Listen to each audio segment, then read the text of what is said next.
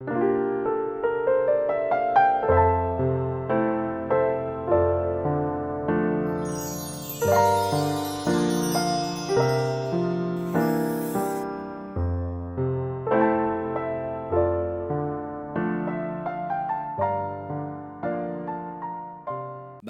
11장 1절에서 10절까지 말씀을 교독합니다.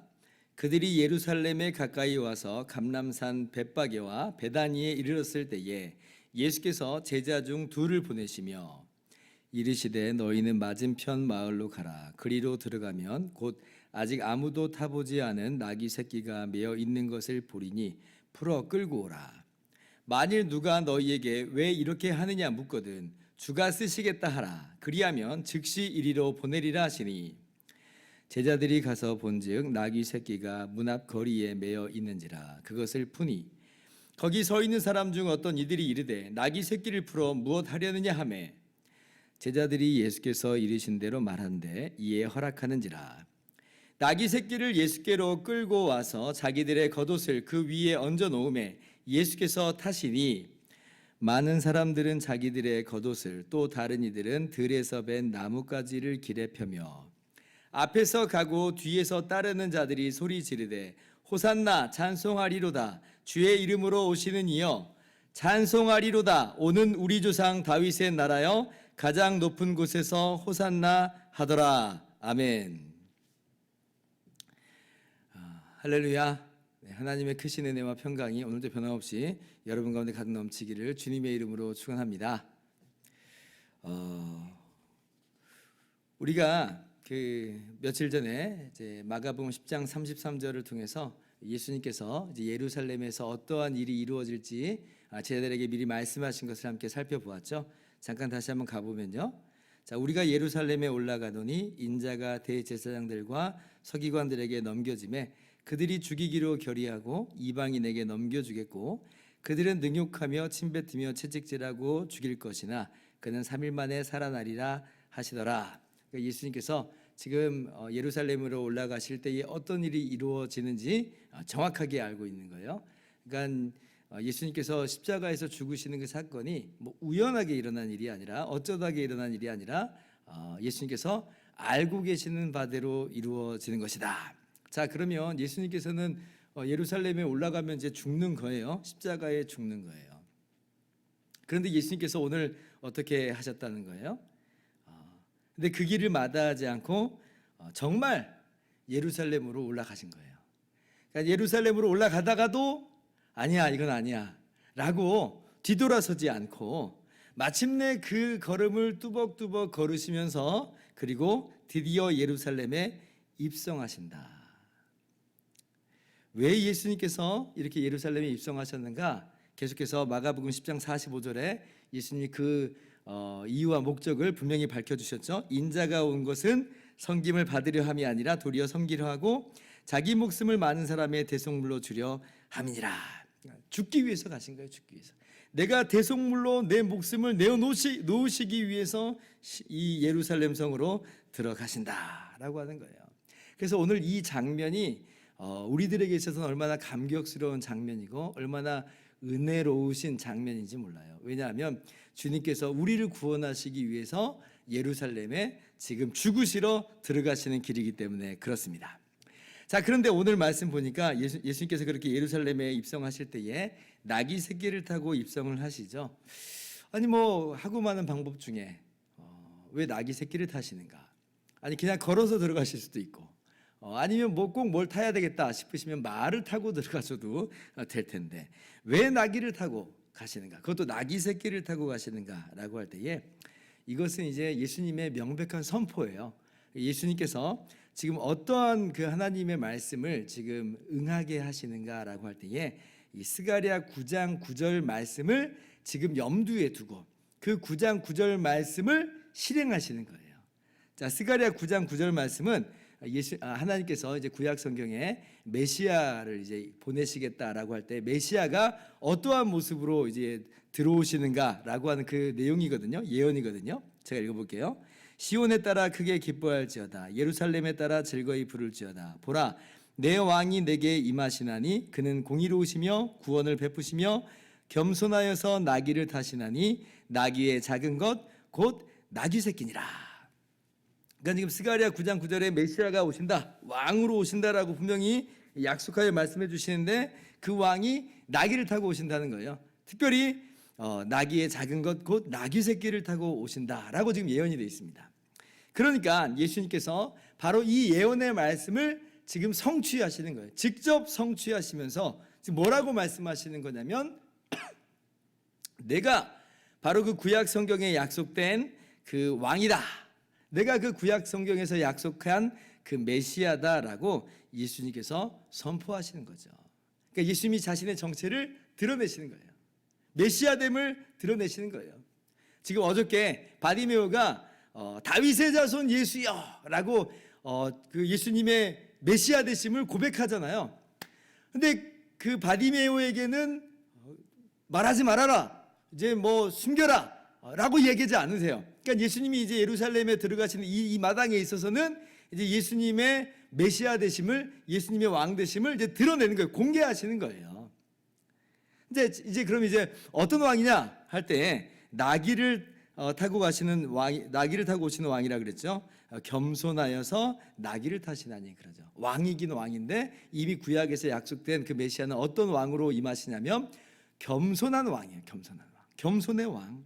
마치 나귀가 무거운 짐을 짊어지고 가는 것처럼 예수님께서 그렇게 우리의 모든 수고하고 무거운 짐을, 우리의 모든 죄를 다 짊어지시는 그러한 왕으로 이 땅에 오시는 것이다 라고 하는 것을 이 스가랴 말씀이 이미 예언하고 있는 거고, 예수님께서 오늘 그 나귀 새끼를 타시는 것으로 바로 내가 그 겸손의 왕이다, 내가 너희의 모든 수고하고 무거운 짐을 지는 왕이요, 내가 너희의 모든 죄와 저주를 짊어지는 왕이다 라고 말씀하고 계시는 거예요.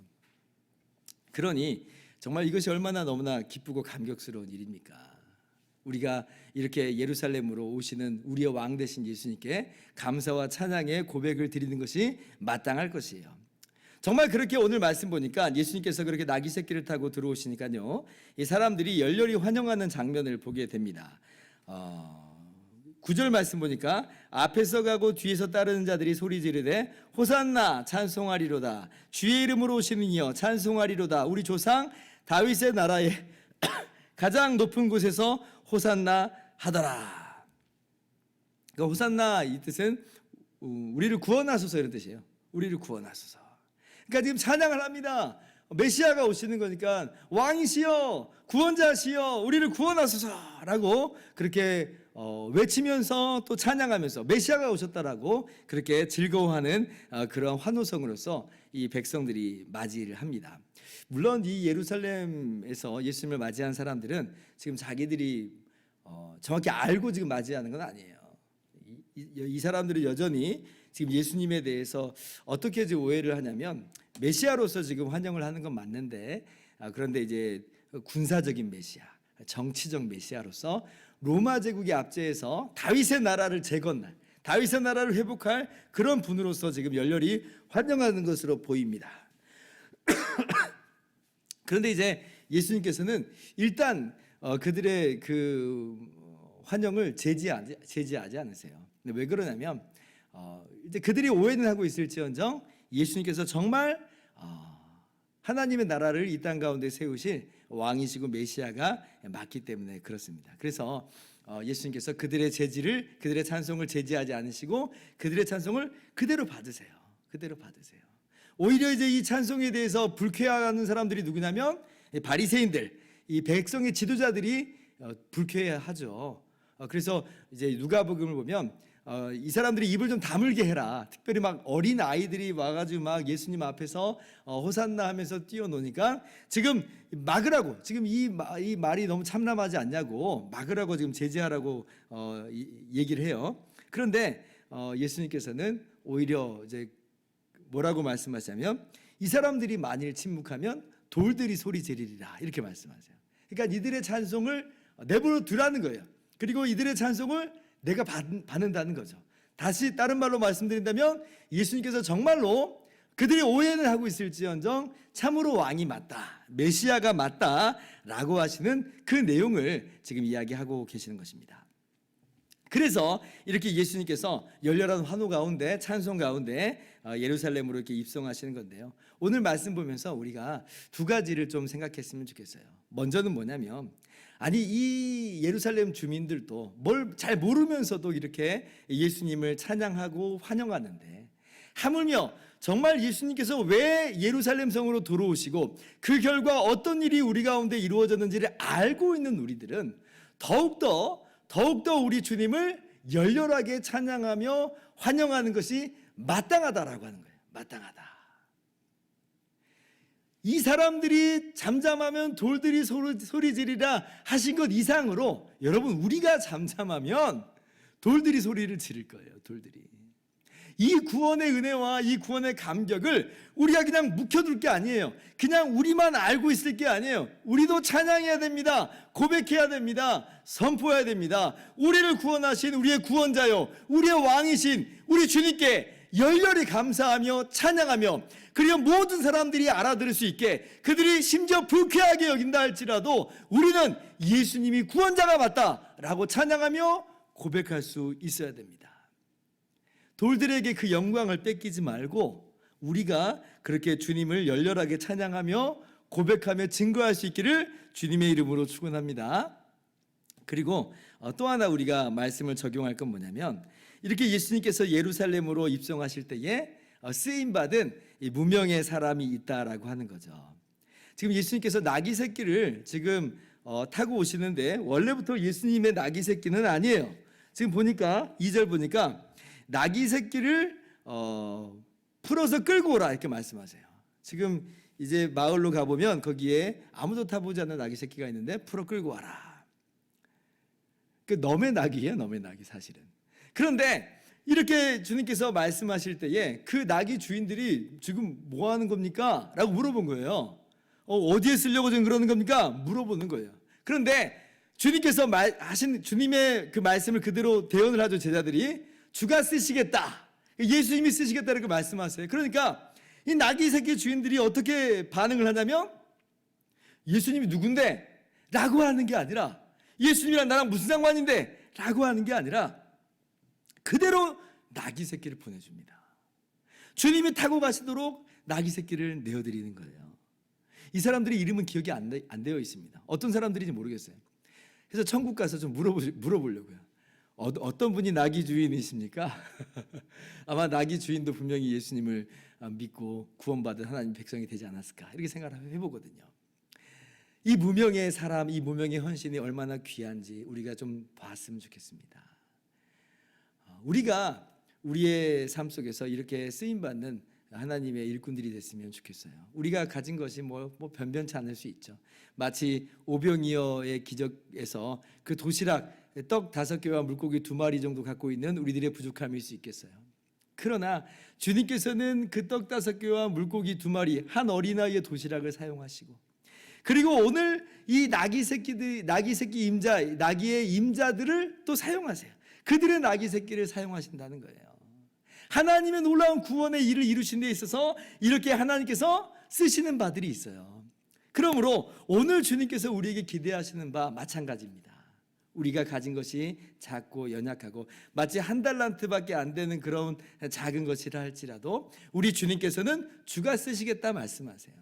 그리고 우리가 기꺼이 주 앞에 내어드릴 때에 주님께서는 아름답게 사용하시고, 그리고 우리의 이 모든 헌신을 귀하게 받으십니다.